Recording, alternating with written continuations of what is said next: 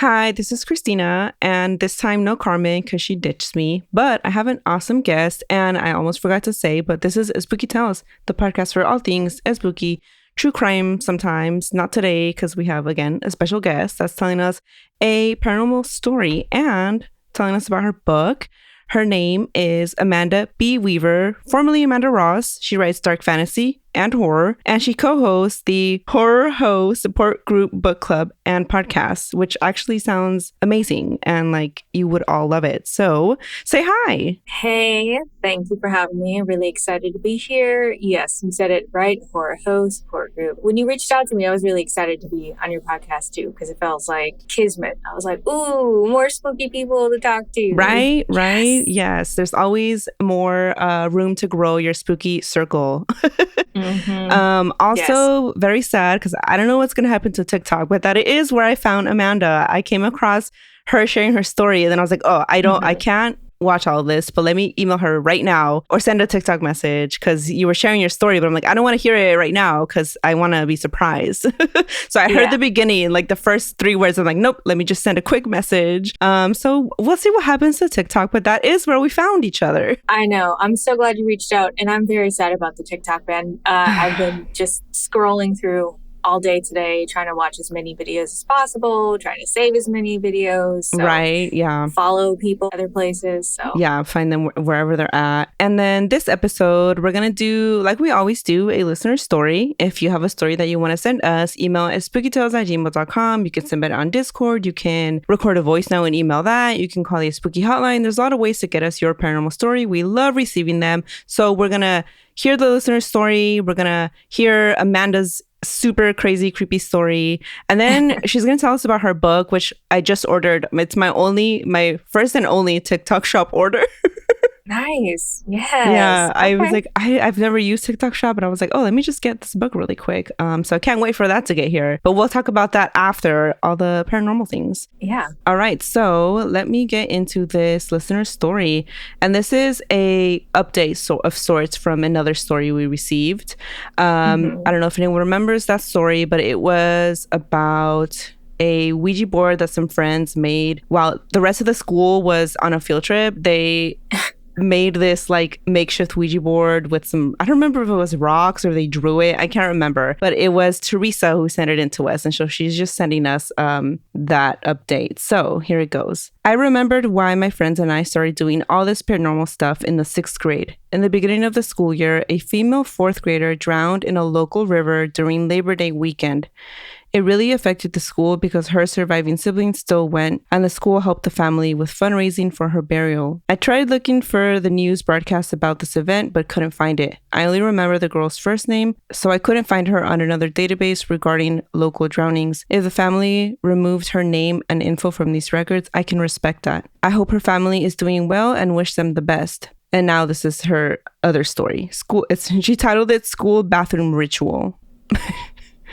I don't remember around what time of the school year this happened, but it once again involved Chrissy, Pam, and I.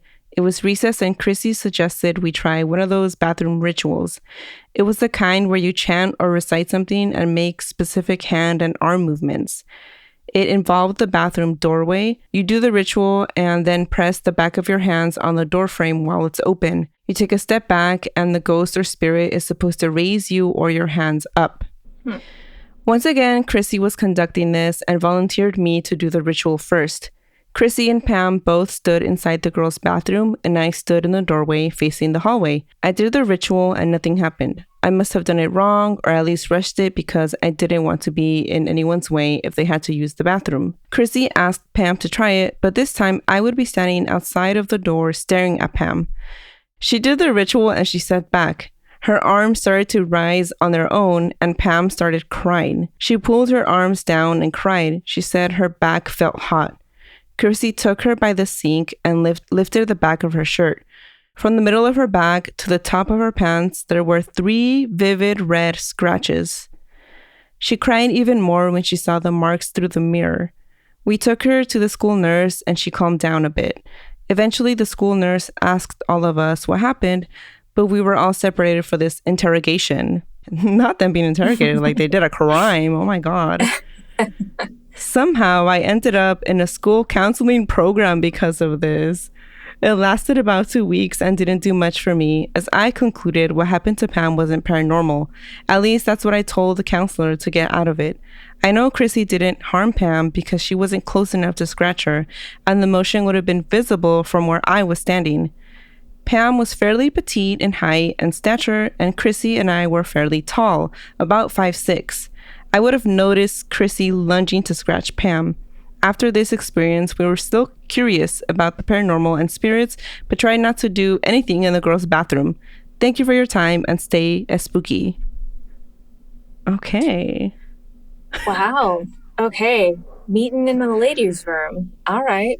Just a little casual ritual in the girls' bathroom, you know? Yeah, just, a casual Wednesday ritual, getting through the day. Some people wear pink, some people do rituals. Yeah, on Wednesday, some people wear pink and others do rituals in the bathroom. It's fine. Yeah. But no, that is for sure weird. I mean, like, where did the scratches come from? I don't know. I'm curious about the ritual, though, because I know of several paranormal games, and I haven't heard of any about like standing in the doorway and raising your arms. So I haven't heard of that one. I was expecting, Bloody Mary or some kind of take on that. But right, and then there's another one where. What was it called? Man, there's too many. But I remember there's one where you use your fingers and supposedly the spirit is helping you like raise someone. I thought it was going to be that one. Light as a feather, stiff as a board. Yes. Yeah. That's what I thought it was going to be. But no, I don't know what this was. So interesting. The people want to know what the name of this one is. Yes, Teresa. Please tell us. Do it, but... No, I wouldn't. I would never. I was too scared to do Bloody Mary in the bathroom. Same. Anytime someone was like, all right, let's do it, they'd like turn everything off and they'd be like, Bloody Mary. And then I'd be like, nope, I'm leaving. I would run out. Yeah.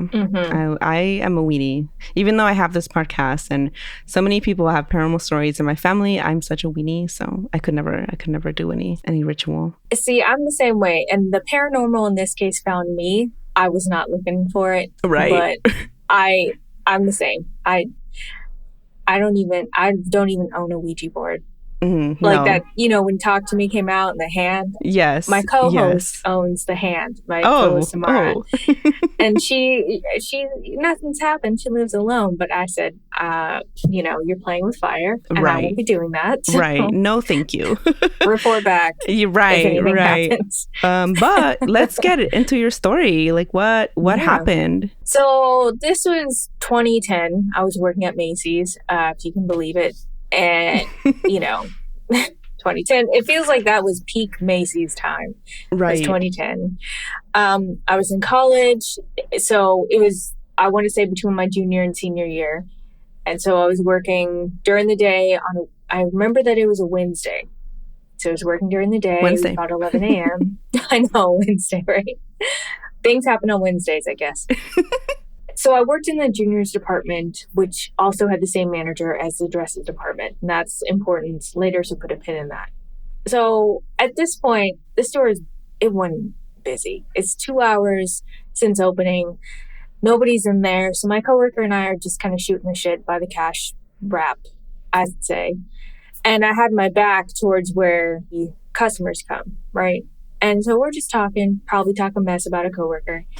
And her face just suddenly changes from chill to like, she just gets this look on her face. So I think it's our manager. So I whip around, prepared to pretend that I'm cleaning or something. And it wasn't. On the other side was this woman. She had a blonde bob. It looked, bleach blonde. She was wearing casual clothes, jeans, t-shirt, flip-flops. And her skin was just ashen. But beyond all of that, she was glaring at us. And her eyes from corner to corner were black. And I'm not sure if you've seen Supernatural, but it kind of looks like how they stylize the demons where it's just all black. And I've had people, when I've told them the story, say, well, maybe she just had black eyes.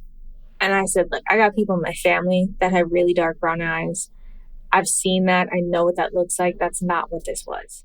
Right. I mean, like the part Like your eyes still wouldn't be black from corner to corner. You still need some white in your eyes. Exactly. Even if you have dark eyes and you narrow them, it wasn't like that. So looking at her, you know, little surprise, like not expecting this. Then we say, hey, can we help you? And she's just glaring at us. So we have to ask her a couple of times, ma'am, can we help you? Before she says dresses. And she didn't say dresses in a normal tempo, like dresses. Her voice was very, very deep. I tried to replicate it when I was talking to somebody. I said like dresses, but probably deeper than that. Oh my! And it was just the one word.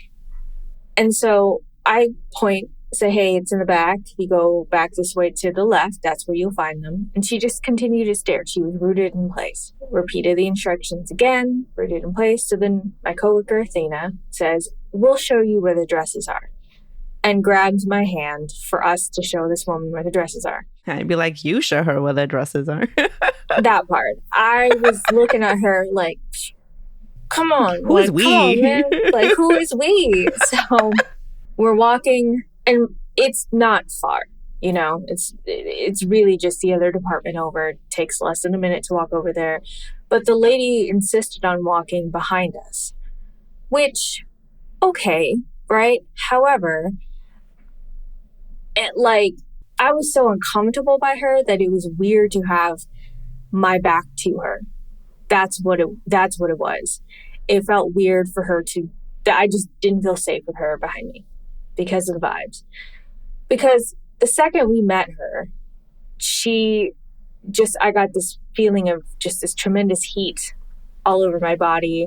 I was feeling nauseous. I had a headache from the second that, like I said, that I met her.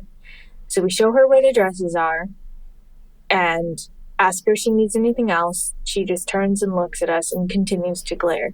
So we, like Homer Simpson in that gif, just start backing up, right? And we just leave. And we go back to our area.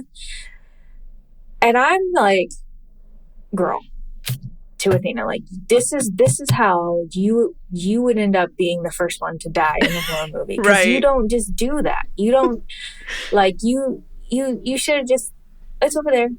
Yeah, just point it, but don't move from where you are. Just like, over there, keep going. Exactly. But she says, well, you know, I'm low on my sales numbers. I wanted to see if I can get a sale. Blah, blah, blah. Okay, whatever. Then I'm thinking I'm going to just put this incident behind me, not even mention it, even though I'm still kind of feeling that nausea, the heat, all of that. I think it's just me. But then Athena confirms that she also felt the same. She says, like, man, I just feel really nauseous. Is it hot in here to you? I just feel really hot. I've said this so many times from all the stories we've heard, but the minute someone else confirms what you're feeling, that's like, oh no, this is real. This is real. Exactly. And I've had a lot of people on the TikTok say that she could have been on drugs. She could have been any number of things. And yes, that is also a possibility. However, the second that Athena told me that she was feeling the exact same things that I was without me even saying anything is when I knew that this was not something that, you know, she's just a drug user who was having a bad day. Something like that. Right. So I don't think anything of it. The ladies in dresses, we continue on with our day. An hour or so later, our manager comes over and then we have a team meeting with the dresses department. And so we're all kind of just standing there. Manager's talking about, specials, blah, blah, blah. And I have a coworker in dresses who's looking a little freaked out. So I'm like, yo, you good? She starts to tell a story very similar to ours of the same woman who's glaring, doesn't really say anything, just kind of standing there, whatever. And it then also describes, like, man, I just don't feel good.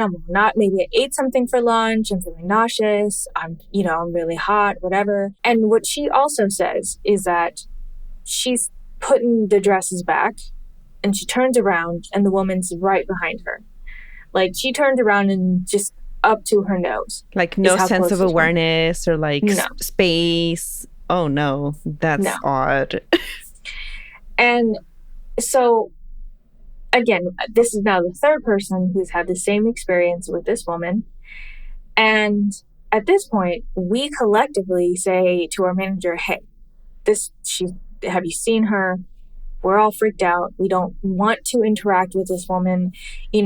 What do we do? Would you be able to help her when she comes here? Because, mind you, all of us are early 20s. Our manager was in her 40s. So we're still very much thinking, oh, I'm a kid. I'm just a baby. Yeah. Right. So we're very much still in that I need the adult, even though we're all adults, but I need an adult here, like an adult. Yeah. Like a real adult. Exactly. So our manager she brushes us off and says, well, she's probably on drugs. She's probably homeless. She's probably this, that, and the third. And, don't worry about it. You have to help her. She's a customer if she comes by. Another person who in a horror movie would be sacrificed to the horror movie machine. Yes. Basically. Not a final girl. No. No, not final girl energy at all. So I don't see this woman for the rest of the day. None of us do. We think maybe it was just a random bad experience. But again, all three of us, the same exact physical sensations when interacting with this woman. I saw her one other time, not in the store, but I was driving into work and I was about to turn left into the parking lot. And she was on the other side of the road, standing by the bus stop, just kind of swaying just a little bit in the breeze. And mind you, this is summer. It is Fresno, California, so it's that dry heat. Yes. We're talking 90-something degrees. Right. No breeze. So what are you swaying for? Right. Like, what are you doing? But even from that distance, across the street, whatever, I could still see the same dark, like corner to corner black eyes, the same kind of glaring look as she's staring directly at the Macy's. So light turns green, book it into the parking lot, walk in, and I'm like, yo, I just saw that lady. Oh my, and they knew exactly, Athena knew exactly what I was talking about. The lady in dresses knew exactly who I was talking about. And we all kind of collectively went, whew, like shuddered thinking about this experience. And I never saw her again at all after that. So odd. I know in your TikTok, you were like, I encountered someone like, going through a demonic possession. I think she was possessed. That's what I was thinking. I'm wondering now, though, have you heard of black-eyed kids? Yes. Could it be a black-eyed adult? I don't know if they're a thing. Yeah, and that's the thing, is that I wonder if it was that, because usually I think black-eyed kids, don't they ask you, let me in? Like they want to be invited into your home, your car, or whatever it is. Yeah. But I mean, maybe once they hit adulthood, they I don't know. They say they act like weird, like they don't act normal. And nothing about this person was normal. Like her standing too close, the way it said dresses. That's why I'm like, was it possessed or was it a black-eyed adult? Right. And again, like I said, people have commented saying this person was obviously a drug abuser and you're making light of that. That's not what I'm doing. That's not my intention at all. I would not have told the story if, again, I did not have those physical sensations and if I did not have other people who also had that same experience. Right. Because we've all been around people who probably had too much to drink, smoked too much, whatever it is. Like, I know what that is. Even the heavier drugs, nobody's eyes turn, completely black. Right. Yeah. You don't suddenly forget. I mean, you can become very sluggish and things like that, but you don't get too close to people or your voice doesn't suddenly get deep. Right. Yeah. So that was, I'd say, probably the creepiest thing that's happened to me. And I live near the Winchester Mystery House and I've toured that place. So have you seen anything weird? My twin also went to the Winchester Mystery House and she was like, no, it was just like a normal tour and they try to scare you. But she's like, I don't even know. Is it really haunted? I don't know. I don't know that it is. I think it's more the story more than anything. And, it's an old house. There's old things in there in terms of the furniture, the clothing and stuff. And I think that all that has its own energy. Yeah. So whether it's haunted or not, you're still probably picking up on the energy of whoever owned all of these things. Right. That makes sense. Before we get into your book, do you have any other paranormal experiences that you want to share? Anything? I would say nothing too intense. I did, drive late at night one time and get freaked out because somebody was just standing in the middle of the road. Just standing, and it was lit and they were just stock still, not moving. Well, that's just that's weird. Always weird and creepy, but I would say nothing of note. I guess I'm thankful to say that I haven't had any more paranormal experiences. I like to read about them. I like to write about them, but I don't necessarily like but I don't want to have them. Exactly. Oh, yeah. One more thing, because you mentioned, did you grow up in Fresno? No. So I went to Fresno State. Okay. I grew up in the Bay Area. Oh, so, where in the Bay Area? San Jose. Oh, very nice. I grew up in Oakland. Yeah. Oh, nice. My twin and I are from Oakland, and then we moved to Modesto. Because I was going to say, if you had grown up in Fresno, they say there's a haunted high school there, Roosevelt High School. That tracks.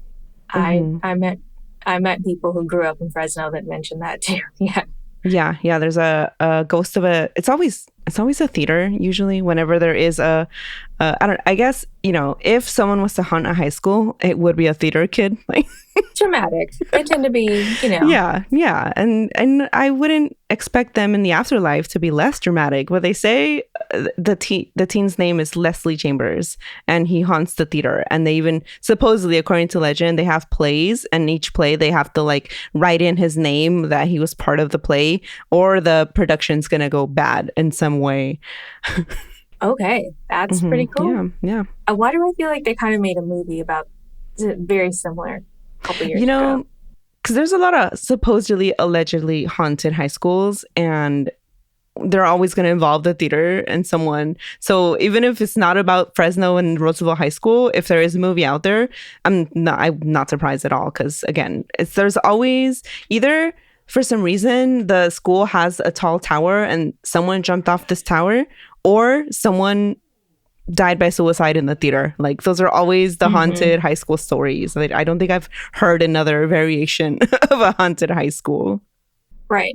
Well, there was supposedly a haunted building at Fresno State, and coincidentally, it was the mass communication and journalism building, which was my major. And the rumor was that somebody had hanged themselves in the doorway.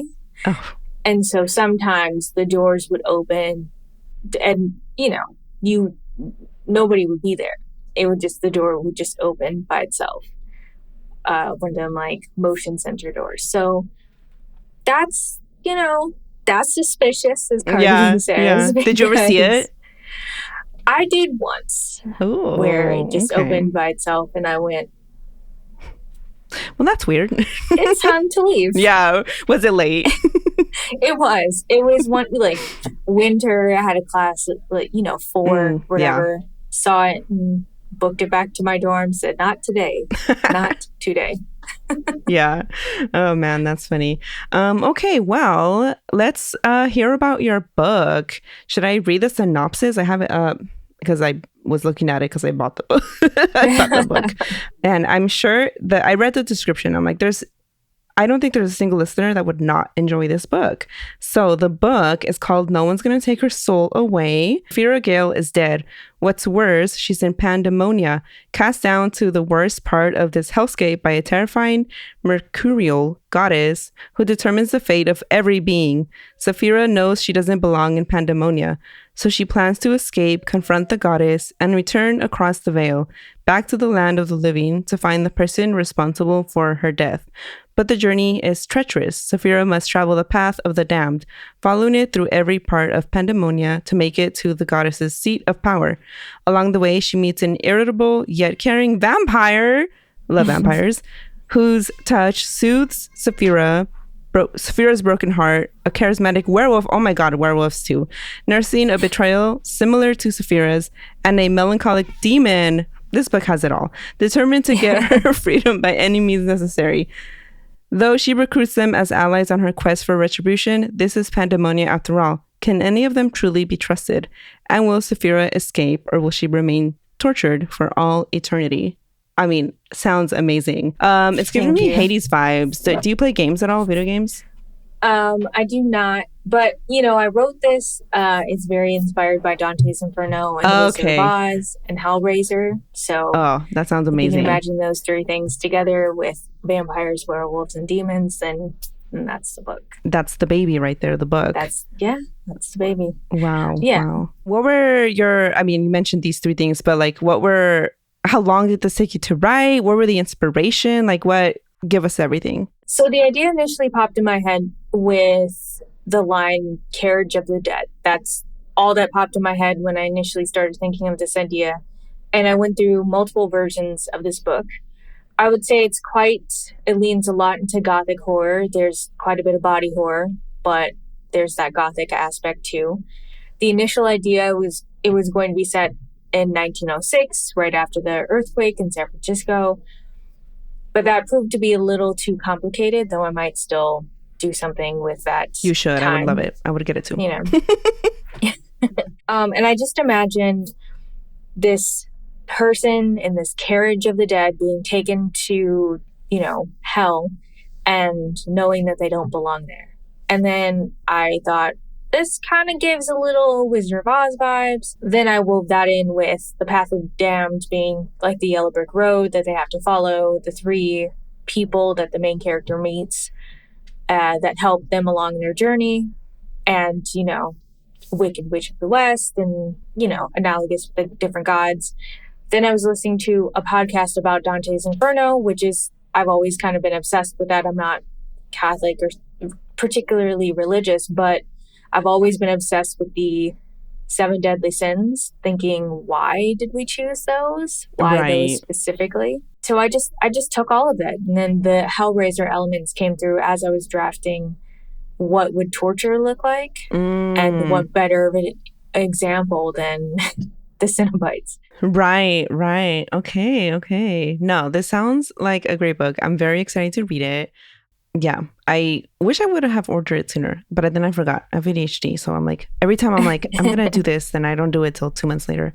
But no, I'm glad at least I finally got it. So for sure, I'm gonna read it next. But do you have any other books in the works right now, or? Yeah, so I'm actually working on a screenplay. Well, so I'm working on 2 screenplays, actually. Firstly, I'm working to adapt No One's Gonna Take Her Soul Away into a movie. Ooh. I wanted for so long to see this on screen, and I just thought, why not do it myself?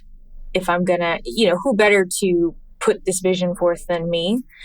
I know what I would want to see on the screen, how I would want the story to be presented in a different format. And then I'm working on this other screenplay called Every Last Drop, which is kind of based on this tweet that went viral last year of mine. Oh.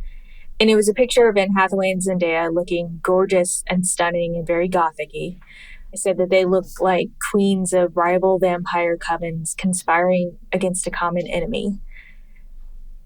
And I do that, again, that went viral, millions of views, hundreds of thousands of likes and such, people tagging Amazon and Jordan Peele and Hulu and all this. And then I went, okay, well, look, let me just write this screenplay real quick before somebody else decides to take this idea. Right.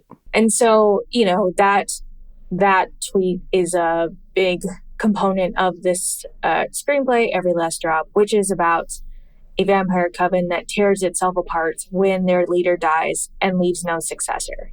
Wow. So that sounds so fun. Yeah. I recently started watching a lot of vampire things because for a Patreon episode, my Twitter and I were going to go through, we did zombies already, but we're just going to go through our favorite vampire media.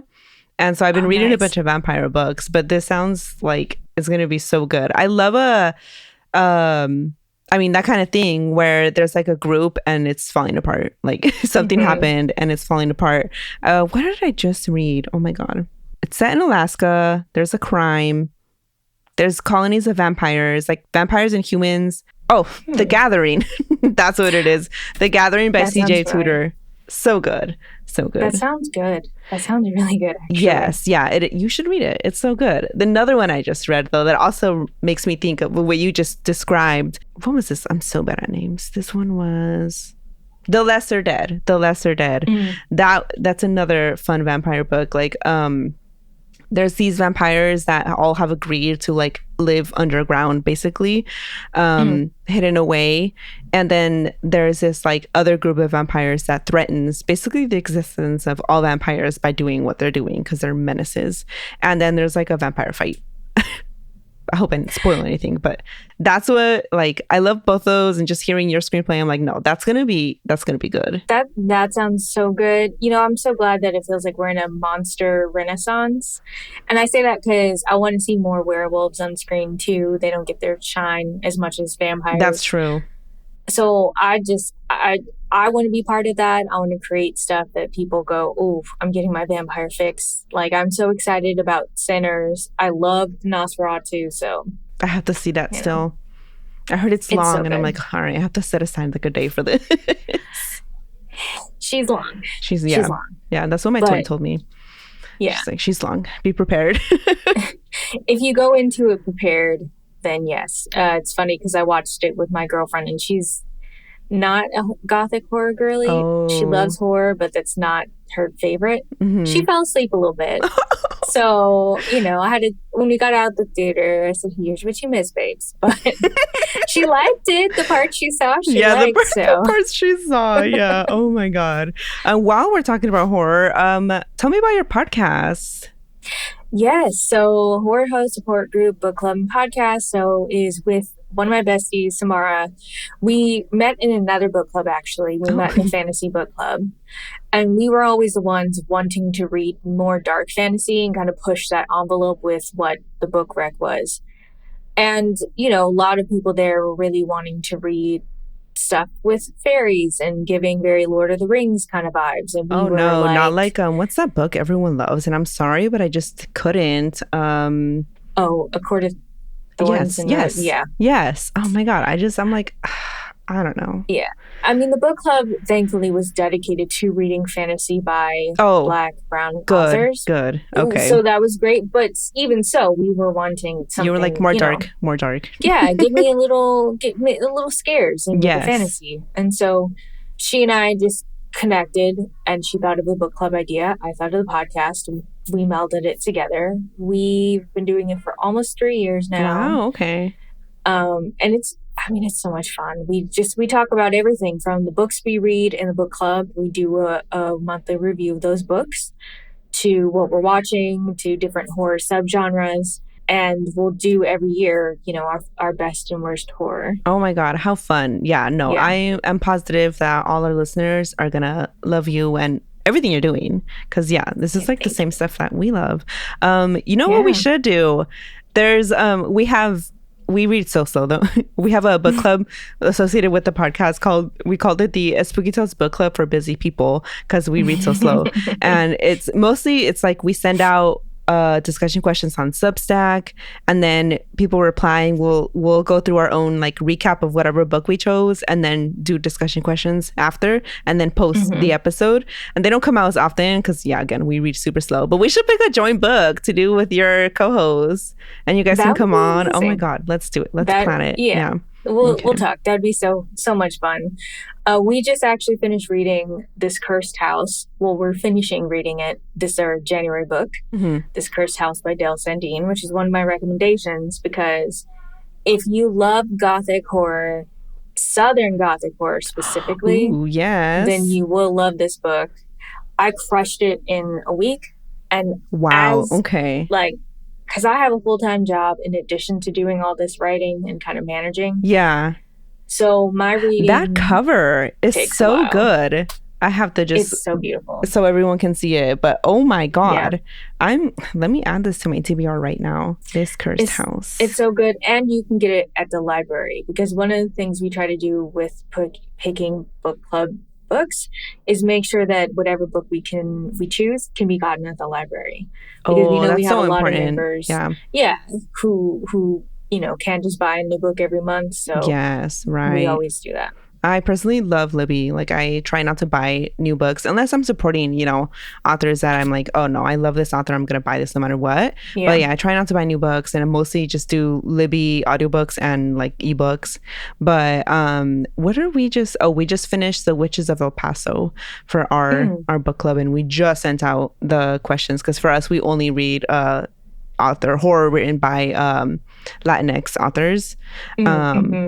And then, but for other horror, I try to change what I read. So mostly, I stick to either Black authors or Latinx authors, because I'm like, for the longest time, I only read white authors. Like, and I'm like, yeah, I think like 5 years ago, I'm like, no more. I'm tired of it.